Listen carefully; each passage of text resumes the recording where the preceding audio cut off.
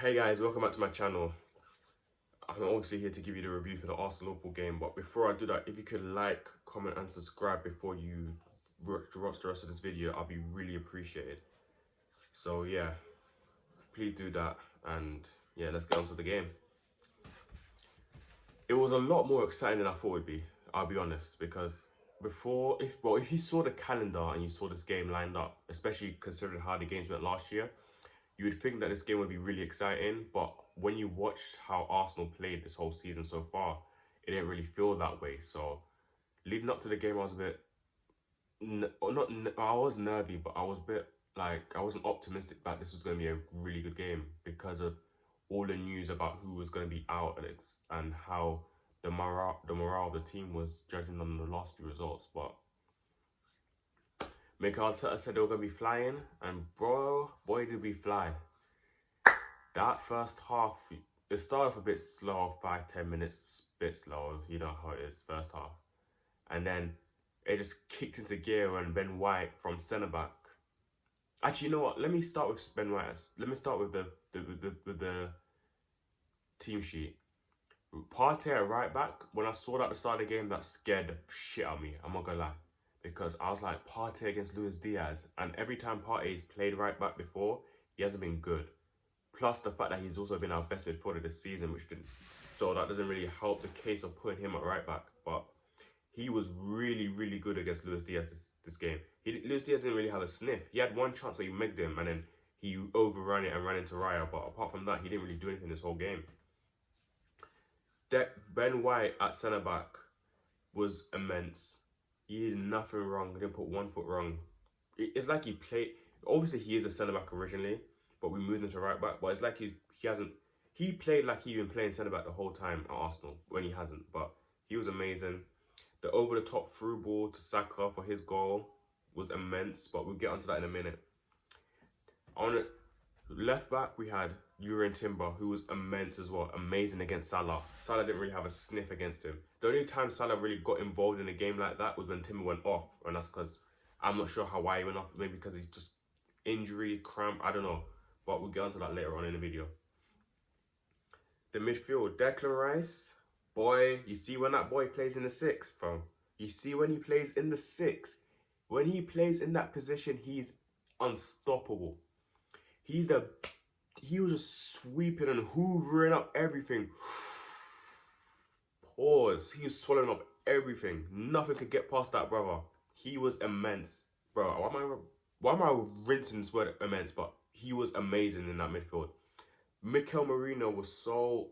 He started the game so dead. Like, he had that moment where Saka passed it back to him in the fence and he miscontrolled and Salah went through.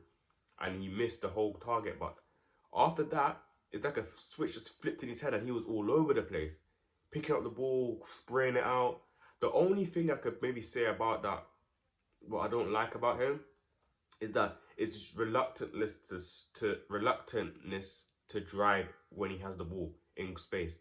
Like there was moments in the first half when he had the ball in space to drive and he wouldn't drive. He would wait for someone and then just pass it there instead of driving forward and passing it. That's not only like negative about him after he like picked up his performance, but he was really good after the first few minutes. Who else was it? Trossard. Technically, he wasn't great in the final third, but he was winning. He wasn't winning duels. Like he was making a lot of good tackles and spraying the ball out wide and all that stuff. So he played like a midfielder, but he's an attacker. But his attacking side of the game was the one that hurt him today because there was a lot of chances that he didn't do, that he messed up. Martinelli was a bit hot and cold. Great defensively, bad offensively, which is, it's not great to hear considering he's an attacker and he's attacking games worse than his defensive game at the moment. But he had the ball, he drove the ball a few times. Same old, didn't really do much when he got the ball in the final third though. Trent was decent. Trent did a good job on him. And then you had Havertz, who I wasn't a fan of his performance. he drifted out wide towards Saka's position too much. I don't know if he was trying to account for Odegaard, because that's what Odegaard used to do. He used to drift around to Saka's position to link up with him. I don't know if Mikel Arteta was trying to do that with Havertz, but my problem is that we need someone up top to like duel with Van Dijk and Konate, and the fact that he kept on drifting out to where Saka was left a big gap over there. So they wouldn't. So all these heading opportunities to like duel with Van Dijk and Konate, Havertz is just nowhere near, and it's just easy for both of them to just win it and just knock it back to a teammate and just start all over again. So that's my one thing with Havertz. Stay up front, bro, because you're not Odegaard. So even if you drift, because even when he drifts out towards where Saka is, it's not like he's doing anything with the ball. He makes it look like he's doing something. He just passes Saka and then stands there. So like it's not like he's doing any. It's not like he has any magic with his feet anyway. So it'll be best if he just stays up front from now on. But my star boy, Saka, this kid, oh my god, he's a world class, bro. He is so far clear of any attacking player in our team. It's ridiculous. I remember 2 years ago, during our first title race, where Saka got 15 league goals, Odegaard got 15 league goals, and Martinelli got 15 league goals. And there were really people out there telling you that Martinelli had a higher ceiling than Saka. Ridiculous. Saka is world-class winger. He's a world-class winger. I would say, in my opinion, he's the third best right winger in the world, behind Lamine Yamal and Mohamed Salah. But to each your own. If you agree with me, let me know. If you don't, let me know. But I think he's absolutely world-class. He's so elite. As soon as you could see the last few games about him, how bad our attack looked. Like, no cutting edge, no ruthlessness. When you see the goal that he scored against Liverpool, the way he just blitzed Robertson, PMP, just blitzed him, and then you knocked it back through his leg for a nutmeg, and he just rifled in top right, near post. That's a winger. That's wing play. That's what we lack. That's elite football player. That's what we don't have when he's not there. And that's why the transfer window is so flipping frustrating, because like, if you don't have a world-class striker, you need a Saka level winger on the left-hand side, or someone close to Saka's level. Martinelli, I don't bash him too much, but he's not good enough. Like, when you see Saka wing play and you see Martinelli wing play, you see a clear difference. One is an elite football player, one is just an okay football player. That's why we need them both wings if we want to have Havertz up front, because that would make it so much easier for us to blitz teams.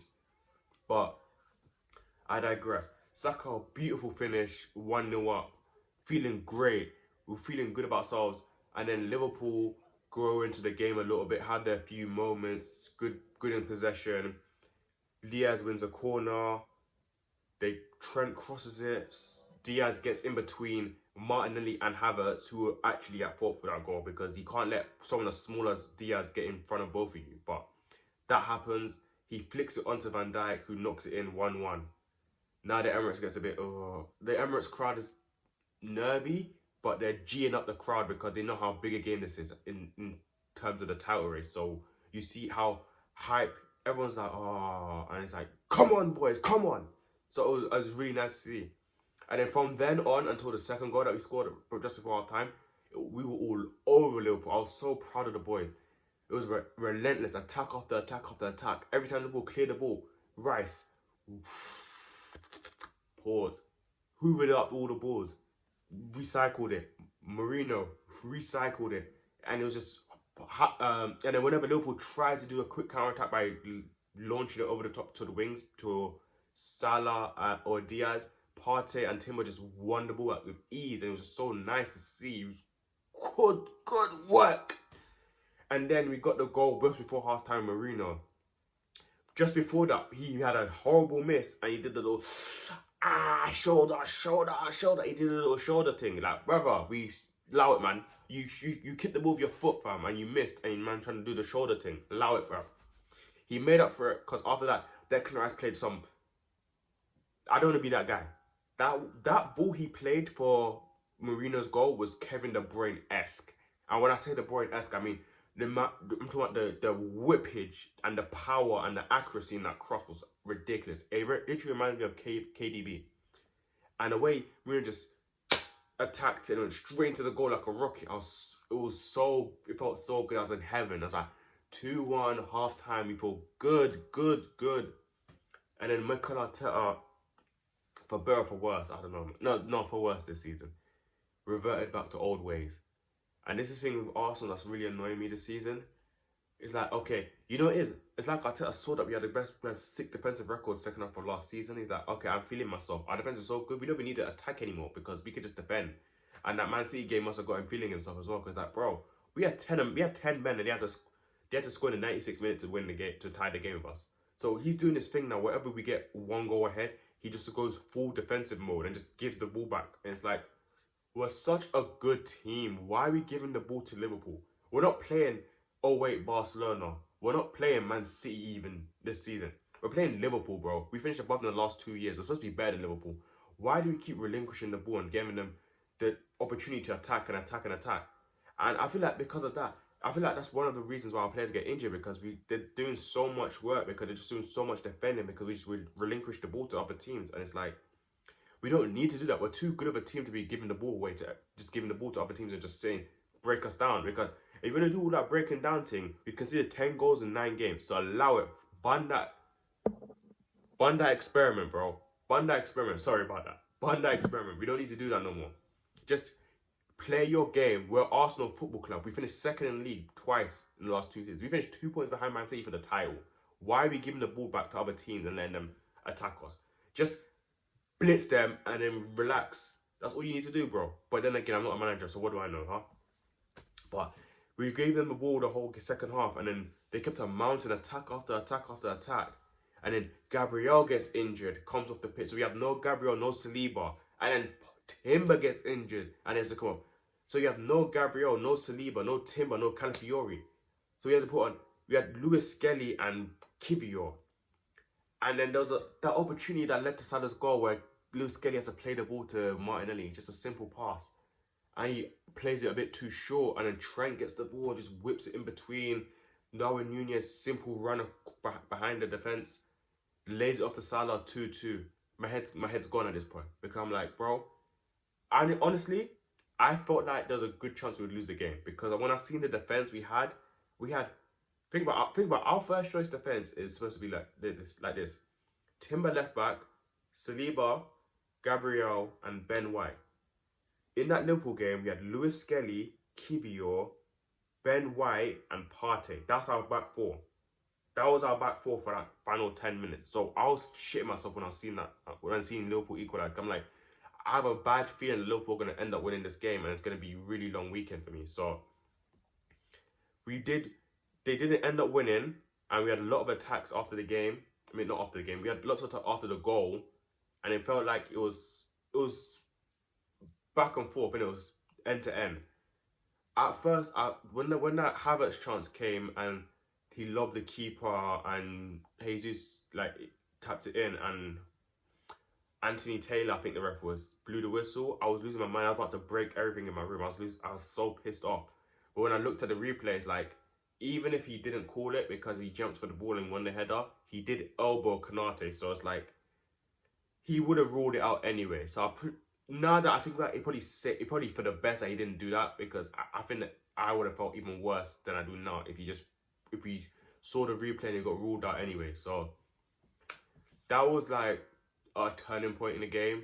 Another turning point was where the Konate challenge, whether it should have been a penalty or not, because from one angle it looked like he got the ball from Martinelli clean, but the other angle it looked like he just took him out. So that one's up in the air as well. Luis Diaz kicks the ball away, no yellow card, but it's an Arsenal thing, isn't it? Only Arsenal players get yellow card, or did they remove that rule after Arsenal fans complained about how stupid it is? Because Luis Diaz kicks the ball away, no yellow card. But okay, I digress.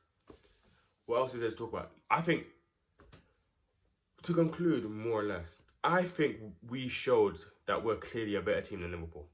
Yes, we may be 4 points behind, but when you watch that game, the only time Liverpool had chances and the only time they were moving to us was when all our players got injured and came off. Before Gabriel and Timber came off, Salah and them man weren't moving to us. They weren't doing nothing. As soon as our players got injured and came off, and when Lewis Skelly and Kivior replaced Timber and Gabriel, that's when they started moving to us. You can tell by the goal, because the goal was such a simple run and just lay off. So I know for a fact that they weren't on it with us. They weren't on it with us, bro. I know for a fact we're a better team. Just by watching us play, we're clearly a better team. But we need to pick up, because we've got Newcastle and Chelsea next 2 games, and we need to win both of those games now. Because we put ourselves in a position where we're 5 points behind Man City already. Even though we went to the Etihad and got a draw with them. So we need to pick up wins in those next 2 games. That's the Arsenal side. As for Liverpool, I think they might be really disappointed with this game. Not because of the result. The result is a decent result, because you went to the Emirates title challenger rival and you got a draw, so you didn't lose. So in that sense, it's okay. But when you think about the players that Arsenal had missing, and then the team that Arsenal had on the pitch at the end of the game, the thing that you didn't do anything that whole game until those players were on the pitch is a bit disappointing.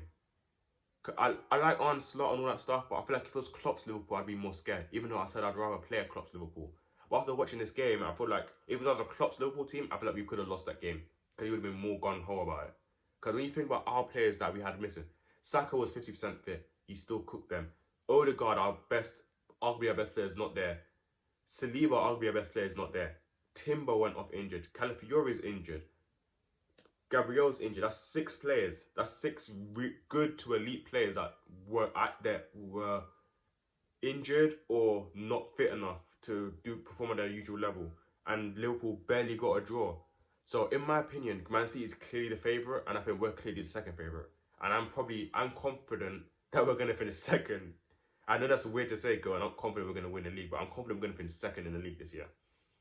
But obviously that's not good enough, and we need to aim higher. I think we can win the league, but I feel like City are clear right now. I need to see them lose some games, because when I see one City play, every team that plays Man City has one-on-one chances they miss. So come back to me in Christmas, January time, see how I feel about Man City and winning the league and all that stuff. But yeah, I feel like Liverpool had a missed opportunity, because I feel like they could have done more considering the team Arsenal had out there. But anyway, that's it for today's video. That's my review of the Liverpool-Arsenal game. I think our Arsenal's next game is Preston North End in the Carabao Cup 4th round. So I don't know if I'm going to do a preview for that. I might just do a review of the game. Even if I watch the game, because I'm not going to Preston North End, Carabao Cup. Then times you watch them games, you feel like you just want to go, you want to start sleeping and shit. You know what I mean? Because them games are kind of boring. But nowadays, I'm trying to see every ball, you get me? So I'll probably do a review of the game. Won't be too long like this one, because it's not as big as a game, and it's not much to talk about with Preston North End. But I'm gonna end up I will do a review of the game afterwards. So if you could like, comment, and subscribe down below, as I said before at the start of the video, that would be greatly appreciated. It's been your boy Torado, and I'll see you back in the next video. Peace.